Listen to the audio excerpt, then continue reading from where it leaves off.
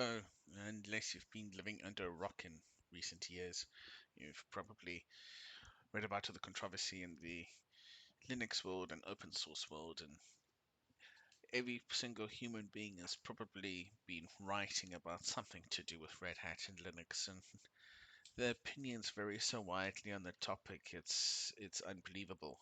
It's almost comes down to one of those famous "Do you prefer what type of soda or brand of car do you prefer?" type thing. So, of course, on the one side, we have Red Hat, which has made additional changes on their side to make it more difficult for the downstream distros. So, there's like Rocky and Alma and Euro Linux and heck, even Oracle Linux harder to rebuild their OS. And there's all sorts of conflicting opinions around this thing. And in the beginning, of course, I thought, now, I've got to be honest with you, I've used Linux for many years. I've supported Linux for many years. I've supported it in corporates, small setups, and I've supported and used professionally Red Hat many years, Debian as well, Ubuntu, and my soft spot has always been Red Hat. I've just had a soft spot for it ever since the days of the old Red Hat uh, Linux before it became RHEL or Red Hat Enterprise Linux. So when this news first broke, I was very much, hey, you know what? I think Red Hat's right. I think they really, at the end of the day, it's their product and they can do what they want with it. But of course, bearing in mind that a lot of stuff that is provided does come from other communities, other people. But of course, that's what happens when you release it under license. And then, of course, I thought about it more and realized, well, Red Hat does, contribute a lot to the industry. I mean, a lot of the software and enhancements that we've had, whether you love love them or whether you hate them, System D is one of them, of course. Uh, GNOME or GNOME, amongst Pipewire and Pulse Audio and all those things, a lot of them come from Red Hat, and we probably wouldn't have a lot of the software that we have in many Linux distros if it wasn't for them. So, with all this in mind, I was, pro Red Hat, blah blah blah, and I thought everyone else was wrong.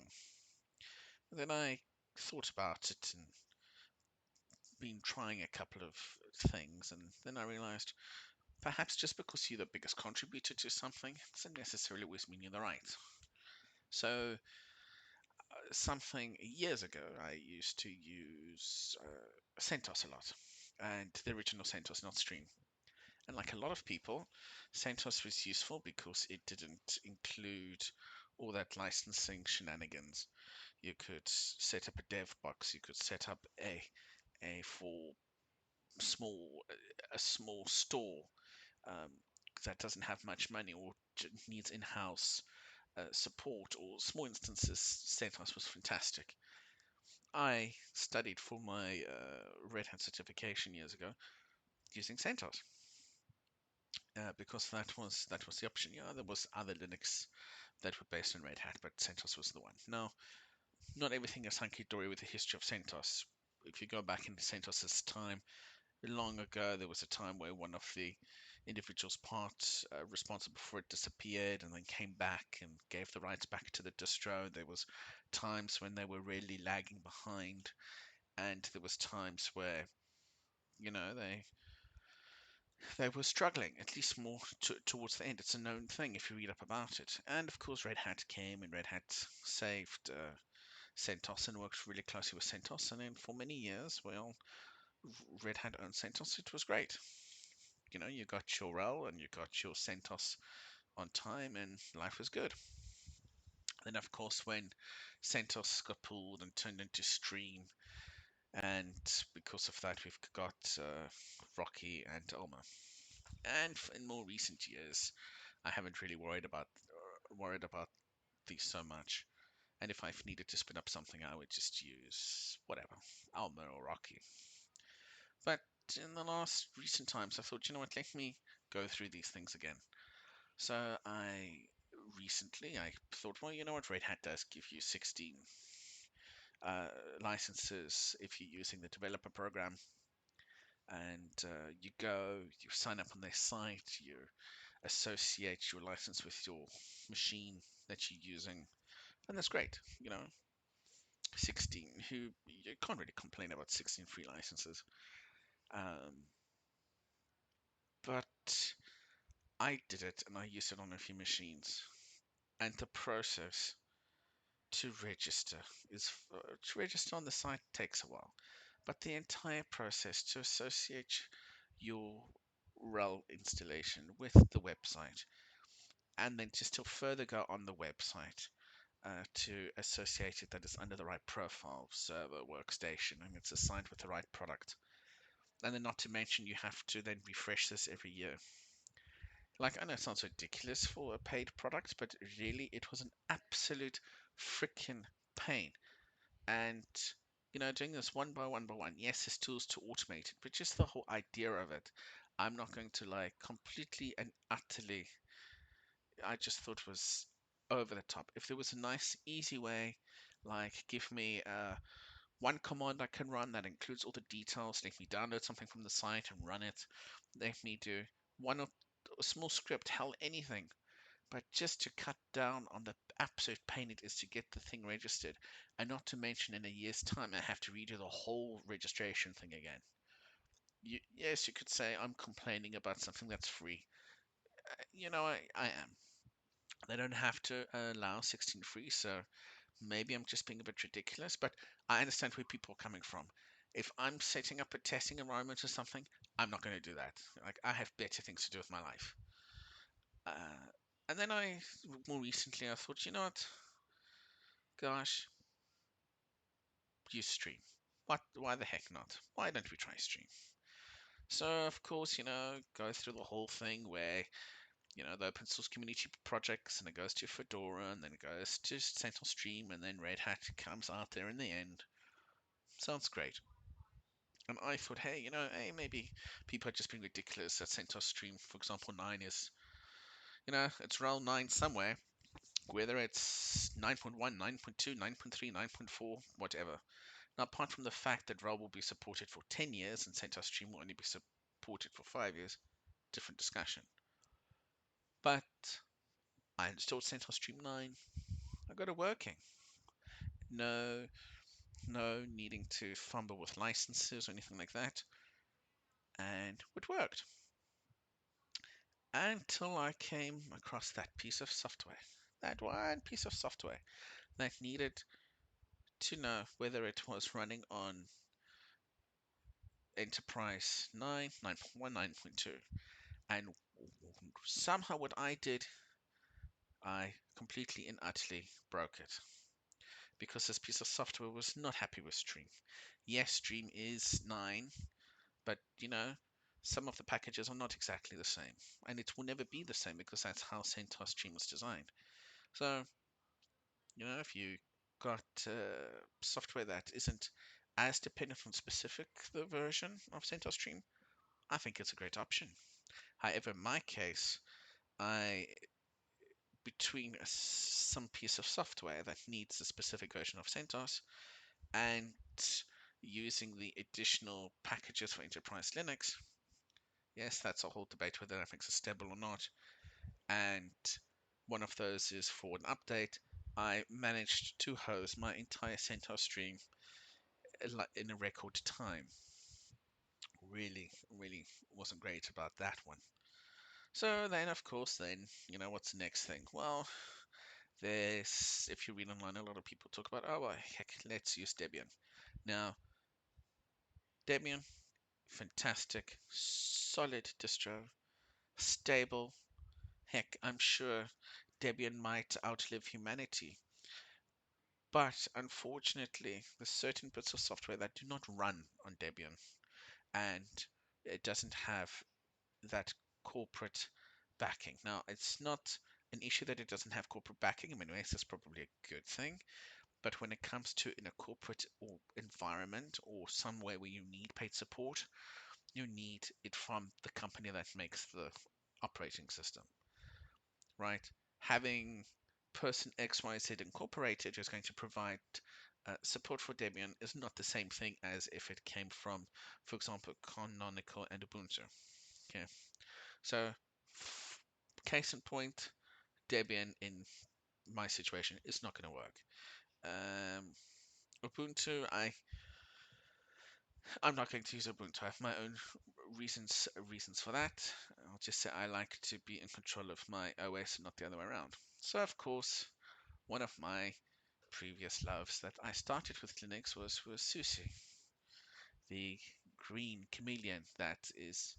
I still have a very soft spot for Susie.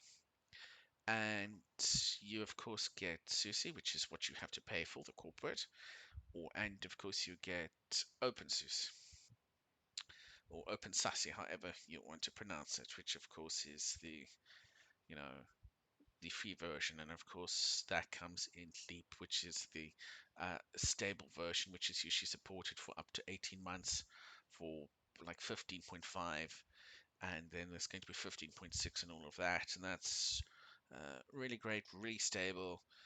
Um, and of course you get Tumbleweed, which is a rolling release, and both OSs really fantastic pieces of software, really awesome, but you need something corporate backing. So of course you get Susie, and I actually went through this really in depth.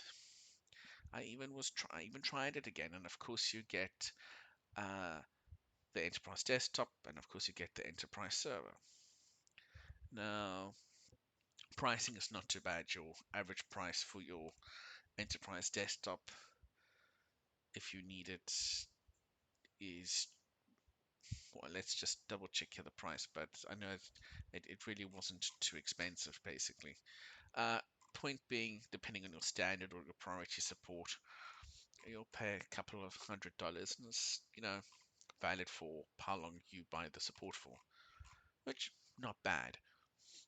Um, and of course, the enterprise service more expensive, but obviously there's some packages that you're not going to get on the one or the other because servers aimed for server, desktop is aimed for desktop. And I thought, this is great. This is going to solve my issues, make life easier. Until you read online that Susie is busy developing ARP, which is basically their future Linux, which seems to be, it's going to be mutable. Now, I have no issue with immutable Linux distros. That's awesome, that's great. But my thing is, if I'm going to invest in something right now, do I really want to now go and spend money or go and relearn Susie? Because it's been many years. And then in a few years' time, they come around and they change it. Now, and reading on the forums, like, I really, the, some of the comments I've seen from people that actually work for the organization is just left a sour taste in my mouth, for lack of a better word, of how some of them speak to the community. I'm sorry, but turning around and saying, "Oh, hey, you know, one, something will happen one day when it comes to OpenSUSE and Susie knows best and all of that." Like, I get it, it's business and stuff, but maybe when you talk to your community, have a little bit more respect. So that completely and utterly, between not knowing what the heck they're going to do in future with this ARP and a little bit how they interact with the community, I was like, I can't be bothered, which really upsets me because if if that wasn't the case, I would immediately have moved completely over to Susie. So, what else? Well, in short term, what did I do? Don't not host Centos, not using Susie, refuse to use Ubuntu, and a free Red Hat at the moment is an absolute pain to use. I'm at the moment I'm using Rocky.